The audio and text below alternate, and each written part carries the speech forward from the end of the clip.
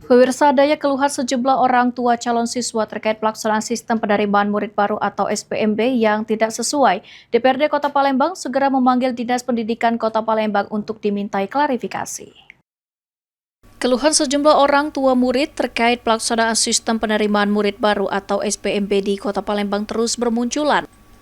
Lantaran hasil seleksi yang diumumkan dinilai tidak sesuai dengan jalur domisili yang telah diajukan saat proses pendaftaran berlangsung.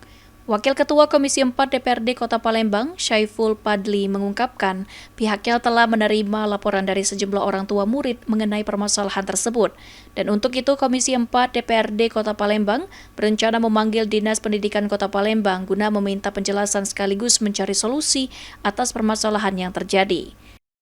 Nah, ini kami Komisi 4 akan memanggil Dinas Pendidikan Kota Palembang dan rencananya hari ini kami jadwalkan untuk bertemu dengan Dinas Pendidikan Kota Palembang untuk mengevaluasi berjalannya penerimaan siswa baru di Kota Palembang tahun 2006 ini.